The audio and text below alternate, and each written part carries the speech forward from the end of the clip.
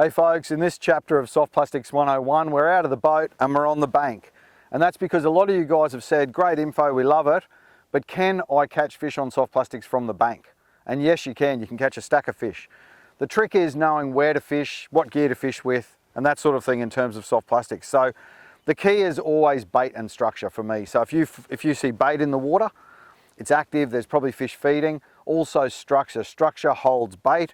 Structure provides shelter, an ambush point, so structure is king as well. So in terms of jetties, pontoons, pipes, even stormwater drains, all sorts of things. If you're walking a concrete pathway, man-made structure, look for things like drains that are popping out, bridges, any little inlets, anything that might draw fish to that area. And if you're fishing natural structure like this, look for depressions in the bottom, look for snags, timber structure, weed edges, anything that might hold bait and might hold fish. So structure and bait are definitely important.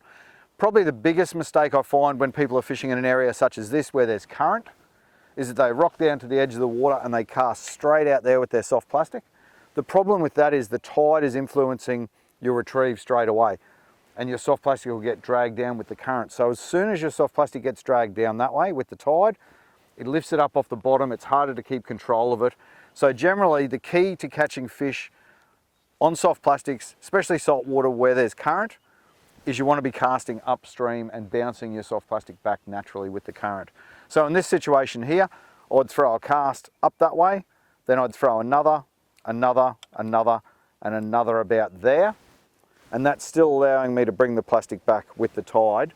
So I'd throw probably 5 casts in that section there. Then I'd take about 10 steps up the bank and throw another 5 casts. Take 10 steps, throw another 5 casts. And you can effectively cover a large area of bank and a lot of water out there. If you find that there's some really good structure, a weed edge, a bit of a dint in the bottom, some rocks or something, spend a bit more time in the area. Same if there's a drain coming out from the edge, it's worth spending some more time in the area. Otherwise, I call it run and gun. You can just cover a bit of ground as you move along the bank until you find where the fish are. If you catch a fish, spend a bit more time in that area as well. So the great thing is you can just carry a handful of soft plastics and jig heads with you. I've just got that little double-sided tray and that's got a few jig head and plastic options in there for me. Ready to go. In my pocket, I've then got some scent to add to my plastics and also some snips for rigging. So that's pretty much the basics of what you want to carry on you. If you want to carry a backpack, bit of water, camera, a few other bits and pieces as well. So there you go. We can catch fish on soft plastics from the bank. We just got to make sure we're using that current to bring our plastic back. It allows us to stay in better touch with the plastic, allows us to control it more effectively and cover that ground and keep moving along. In a situation like this, I normally carry a few different weights of jig head with me and a few different plackies. My go-tos are generally a 2.5 inch slim swims and a 3 inch minnows. I like paddle tail plastics. And jig head wise, I'll probably carry 1/8, quarter, 3/8 and half is a fair covering of weight. So 1/8 will do you if you're in the shallows. As it gets a bit steeper drop-offs, you go to a quarter, 3/8 if you're fishing channel edges. And then I always have a few halves with me just in case I want to get more distance, especially if it's a bit breezy, and also if I want to fish really deep channels and things as well. So there you go. Grab a handful of plackies, a few jig heads, get out, walk your local bank, and you'll be surprised what you find.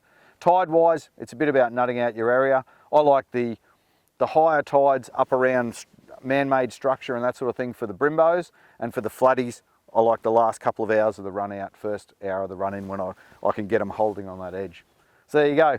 I hope that helps you get stuck into a few from the bank. Fish on. So there we go, there's a nice little flatty. So we're just using a 7-foot rod, 30 size reel. Whoa, come back buddy. 7-foot rod, 30 size reel, loaded with about 8 pound, 10 pound braid for what we're doing, and some 10 pound leader on there. That's a nice little flatty walking the bank. Remember to punch your cast upstream and bounce that plastic back with the tide. Oh, that's on the 3 inch Z-Man minnows, one of my go-tos.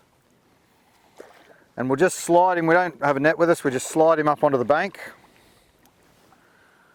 There you go, that's a pretty nice fish.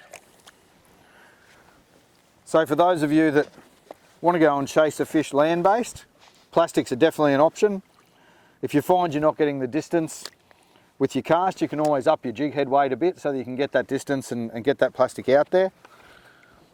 But that's a pretty nice fish for off the bank. There you go. Flatty off the bank, casting soft plastics. Remember to get that plastic up current, fan your cast, bring that plastic back to you naturally, and there you go. That's a nice fish on the placky.